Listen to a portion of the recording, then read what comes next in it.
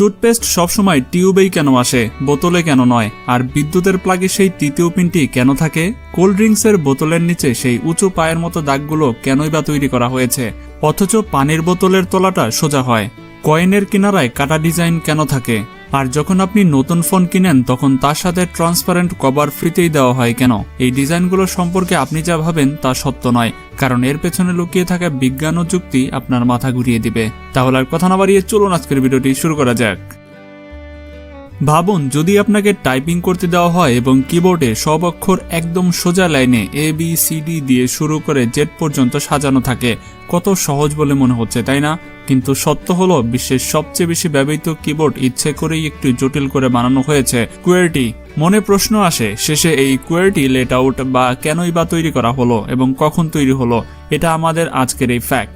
এই ফ্যাক্ট শুরু হয় 1970 সালের দিকে, যখন পৃথিবীতে প্রথম টাইপরাইটার এসেছিল। শুরুতে তাতে অক্ষরগুলো সোজাসুজি ABCD হিসাবে সাজানো ছিল, কিন্তু একটি বড় সমস্যা হয়ে যায়। যেই মানুষ দ্রুত টাইপ